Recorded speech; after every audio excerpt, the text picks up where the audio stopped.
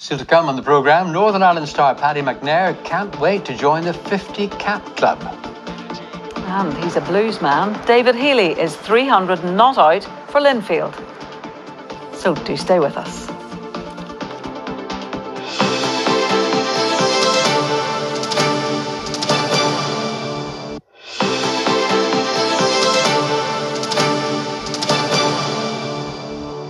Welcome back to U.T.V Live at 6 with Paul and Rose. Ruth Gorman is here now with tonight's sport.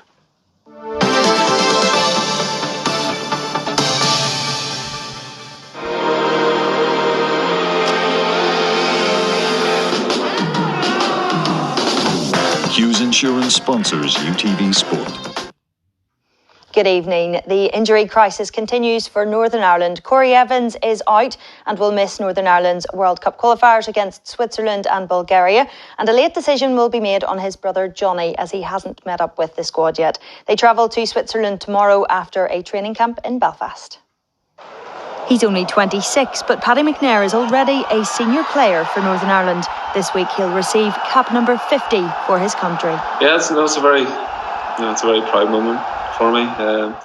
It was a dream, when I was a young lad to play for Northern Ireland even once. So to be on 50 and still only 26, I feel like the best years are ahead of me in the Northern Ireland top. Paddy, wherever he's asked to play, whether centre midfield, defence, right back, he can play anywhere. So now he's been colossal. Now he's a player that a lot of the younger lads look up to, and even us as senior players look up to as well. He's played at a very, very high level for a number of years now. And Paddy's been fantastic. He's a joy to play with, and he's a model professional as well. Does everything right, both on and off the pitch. All credit to him. 50s. It's not easy to get 50 caps in international football, and I think it shows the dedication that he has had till for his country. Dallas is back after missing September's qualifiers. He has only one outcome in mind for Switzerland and Bulgaria.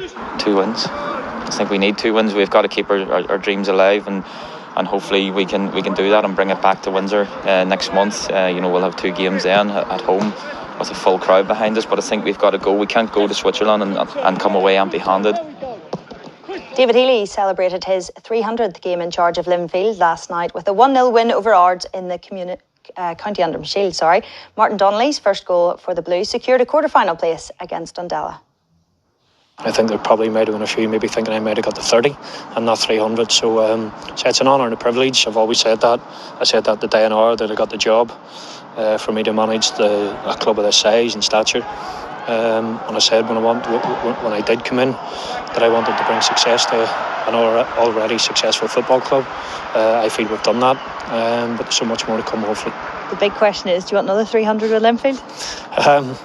I don't think there will be too many people maybe want me to stay for another 300 games, but again, I give everything. I wear my heart and sleeve. I know there's going to be disappointments along the way. The learning curve that I've had in the period of time that I've been here, you want a wee bit more, and certainly for this year going forward, I'm still trying to drive the players, the staff and the club and everybody forward to make sure that come the end of the season, when the trophies are handed out, we're in and around where we need to be. Finally, Lewis Crocker will headline Conlon Boxing's second show in November. Padraig McCrory and Sean McComb will also take to the ring at the Ulster Hall. That is all your sport this evening. Bye for now.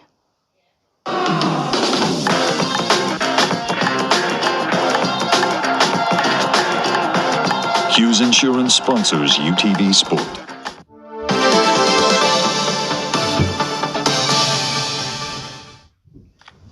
Now, at the end of the month, politicians and scientists will meet in Glasgow for the COP26 Climate Change Conference. Well, many people view it as the last chance for governments to prevent the worst effects of global warming. Food waste contributes to the problem, as ITV weather presenter Alex Beresford explains in the first of our special series of climate change reports. The average UK household wastes around £60 worth of food a month. At least 1/3 of all food produced globally is never eaten. And every year, wasted food in the UK represents 14 million tonnes of carbon dioxide emissions. That's the same as those created by 7 million cars. And avoiding food waste isn't just about the individual. The community fridge network redistributes tons of food every year that would otherwise simply go to waste. The aim is to share surplus stock and bring people together. The community fridge in Dungiven was set up 3 years ago. It takes excess food from local businesses for others to collect for free. We're here for everybody and anybody, and we want them to come in and say, oh, I could use that, and take it home.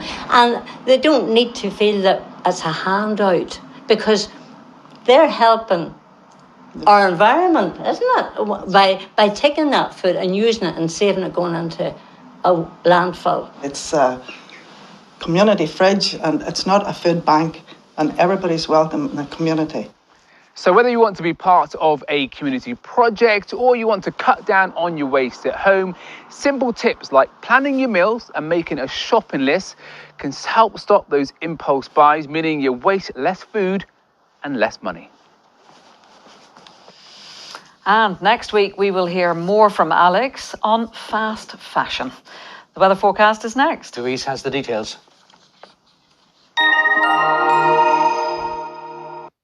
It's cold out there, but there's a heat wave on the way. U.T.V weather, sponsored by Phoenix Natural Gas. Hello there, good evening. It's been a cloudy and wet day for some, and over the next few days our weather will follow a similar pattern, but it's going to feel that bit milder. Looking at the pressure pattern, this frontal system is currently making its way across us. It's also lined up with the isobars, meaning it could stay in position for the next few days. So we'll continue to have pulses of rain and brisk winds through tomorrow. It's going to stay cloudy and damp into this evening, but rain will ease for a time. Freshening southwesterly winds will pick up with gusts of up to 35 miles per hour around the coast. Mist and fog will also form over higher ground, with temperatures holding up at 12 degrees Celsius, so quite a mild night to come.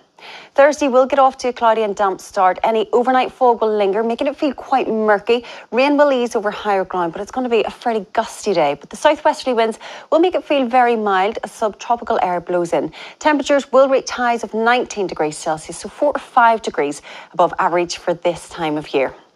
Across the rest of Ireland, it's a cloudy day with persistent heavy rain across western parts.